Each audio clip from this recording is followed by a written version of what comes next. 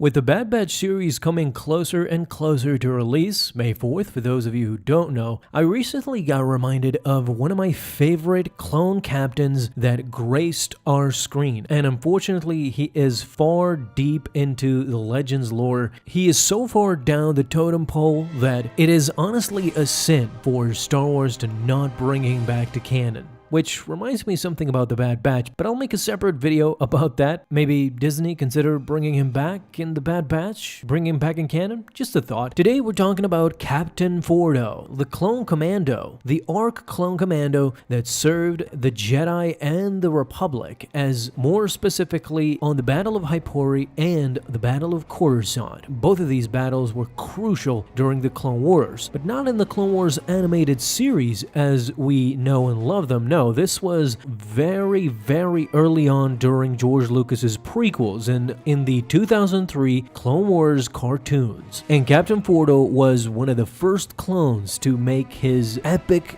appearance. What's even weirder is that these concepts were still early on, so the Jango clones were not yet established during the production of the Clone Wars cartoon series, and so the character of Fordo made his first appearance in the second episode of the series, Star Wars The Clone Wars. He later appeared on the second season of the show and was voiced by Andre Sagaluzzo. Now, I'm gonna go on to tell you about the Battle of Coruscant more specifically and what he did with Yoda and Windu, but a little problem I have with Captain Fordo is that there were a few inconsistencies with his rank during the show. So at times Fordo was referred to as Commander. In particular, Obi-Wan called Fordo a commander in the 9th chapter of the Clone Wars series. In the 21st chapter of the series, a clone trooper called Fordo a commander as well. In the Clone Wars photo comic, in those pages there's a discrepancy as well. Kenobi called Fordo a sergeant. The issue with Fordo being called a commander was later clarified in the Guide to the Grand Army of the Republic, a short story that was featured in Star Wars Insider 84, which was penned by authors Karen Travis and Ryan Kaufman.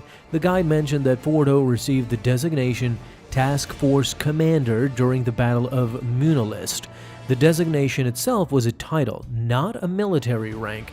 The guide also introduced Fordo's captain rank. He was a captain officially, as well as his task force commander title, and this is why they rectified Obi-Wan calling him a commander. This was also mentioned in the 2008 The Complete Star Wars Encyclopedia. This rank appeared in Hasbro toy figures for Fordo as well. Wish I can get my hands on some of those. And later sources claimed that Fordo was indeed a captain, so this article assumed Fordo's rank was captain. I remember him being a clone like no other. He was very well established and showed how pragmatic and how superior clones were in comparison with droids. With the Separatist droids were just mindless drones who relied on the overwhelming number of them instead of their intellect like the clones, like Captain Fordo for example. We are gonna dive deep into the thoughts of our favorite Captain Fordo, the original OG clone back from the 2003 cartoon Clone Wars. In fact,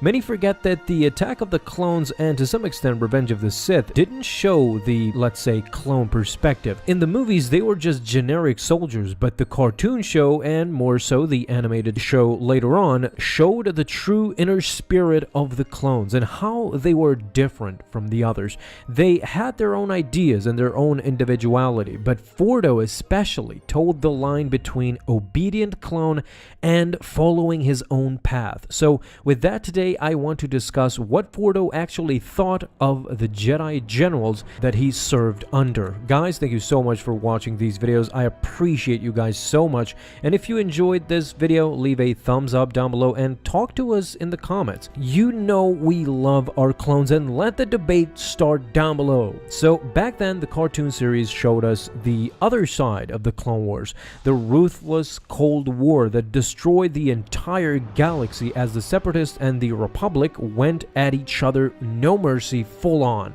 The clearest example of this was the Battle of Hypori. Ki-Adi-Mundi and several other Jedi Masters and Knights were close to being completely annihilated by Grievous. He went on to kill some, but Grievous came for Ki-Adi-Mundi, and if it wasn't for Fordo, the Jedi might have perished completely. When the captain ordered his men back on board the gunship, Ki-Adi-Mundi then went on to protest this decision, insisting that they pursue Grievous instead, but Fordo pointed out to Ki-Adi-Mundi that the survivors would surely perish if they stayed longer on Hypori. In the end, Ki-Adi-Mundi relented to the wishes of Fordo and boarded the craft.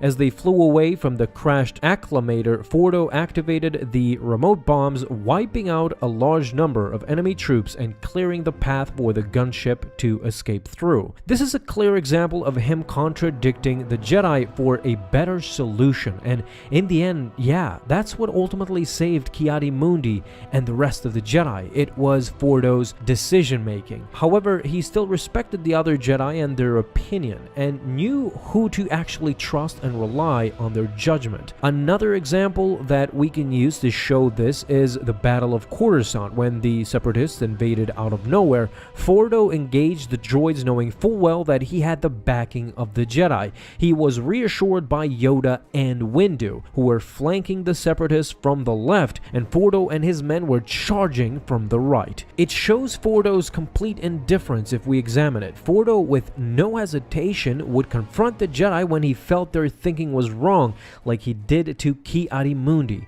That's what separated him from the rest, his courage, but also his sharp thinking. Again, I want to stress this out. Do not compare Fordo to the other clones from the animated series. I think it's not fair, because Fordo didn't have the luxury of multiple arcs showing his change in character, his rich character. Basically, yeah, the arc of Fordo. We never got that. He was only shown here and there in some episodes from the cartoon show. He was far from a subtle clone. Fordo preferred straightforward tactics, employing overwhelming firepower as opposed to complicated strategies like the Jedi would somewhat employ. He eventually became famous for his furious approach to any given situation, which continually, awarded him success. But let's not also forget that he was modest. He refused to take credit for his actions at times, and instead he valued the contributions of his fellow clones.